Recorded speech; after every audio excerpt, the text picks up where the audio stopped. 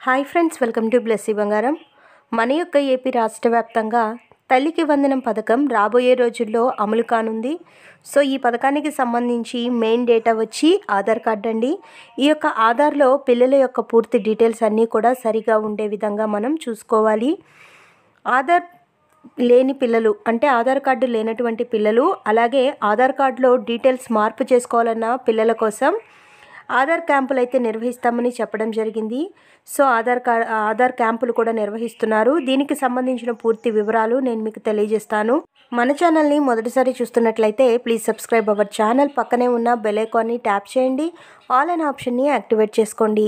Please friends like చేయండి. Government నుంచి వచ్చే ప్రతి చిన్న అప్డేట్ ఎప్పటికప్పుడు నేను మీకు తెలియజేస్తూ ఉంటాను.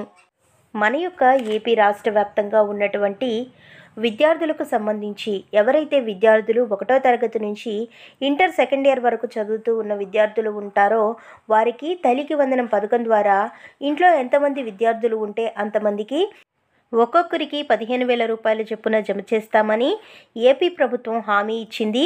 ముఖ్యంగా ప్రతి ఒక్క విద్యార్థి కూడా 75% హాజరు కలిగి ఉండాలని చెప్పారు. అయితే మనకు ఈ పథకం వర్తించాలి అంటే మనం కొన్ని డాక్యుమెంట్స్ అయితే ఇవ్వాల్సి ఉంటుంది.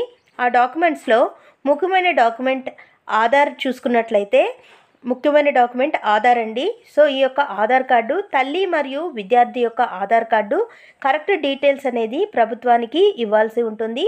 సో విద్యార్థి అలాగే విద్యార్థి యొక్క తల్లి యొక్క ఆధార్ కార్డును చేయించుకోవాలన్నా, అలాగే ఆధార్ కార్డులో ఏదైనా మిస్టేక్స్ ఉంటే అవి సరిచేసుకోవాలన్నా మీ పరిధిలో ఉన్నటువంటి గ్రామ మరియు వార్డు సచివాలయాలు అలాగే అంగన్వాడీ కేంద్రాలలో ఆధార్ కేంద్రాలు అయితే ఏర్పాటు చేశారండి. అక్కడ మీరు మీ యొక్క పేరు చేంజ్ చేసుకోవాలన్నా, ఆధార్లో ఏమన్నా ఎర్రర్స్ ఉంటే సరి చేసుకోవాలన్నా మీరు చేసుకోవచ్చు. సో నేను ఎందుకు చెప్తున్నాను అంటే గతంలో అమ్మఒడి పథకం అని ఉండేది కదండి. సో ఈ యొక్క అమ్మఒడి పథకానికి సంబంధించి చాలామంది విద్యార్థులకు ఆధార్ కార్డులో మిస్టేక్స్ ఉండడం వల్ల పిల్లలకి ఈ పథకానికి సంబంధించిన డబ్బులు అనేది హోల్డ్లో పడడం జరిగిందండి. కాబట్టి ఎలాంటి మిస్టేక్స్ లేకుండా చూసుకోండి.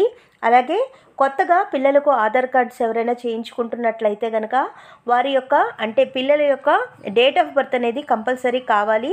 డేట్ ఆఫ్ బర్త్ ఆధారంగానే ఆధార్ కార్డ్ అనేది చేస్తారు. అలాగే పిల్లలను మీతో తీసుకువెళ్ళినట్లయితే పిల్లల యొక్క వేలిముద్ర కూడా అక్కడ తీసుకోవడం జరుగుతుంది.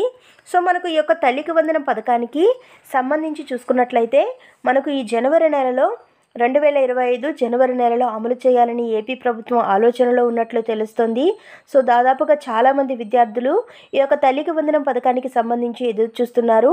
కాబట్టి విద్యార్థి అలాగే విద్యార్థి యొక్క తల్లి కూడా డాక్యుమెంట్స్ అన్నీ కూడా రెడీ చేసి పెట్టుకున్నట్లయితే అప్లై చేసుకునేటప్పుడు ఈజీ అవుతుంది.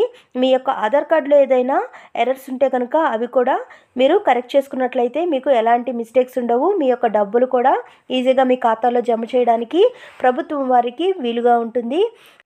ఆల్రెడీ మనకు స్కూల్స్లో పిల్లల దగ్గర బయోమెట్రిక్ అలాగే పాస్పోర్ట్ సైజ్ ఫొటోస్ అయితే తీసుకోవడం జరిగింది. అలాగే 75% హాజరు కలిగి ఉండాలని చెప్పడం కూడా జరిగింది.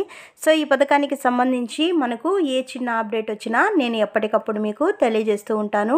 సో మరిన్ని వివరాల కోసం మరిన్ని అప్డేట్స్ కోసం మన బ్లెస్సీ బంగారం ఛానల్ని సబ్స్క్రైబ్ చేసుకోండి.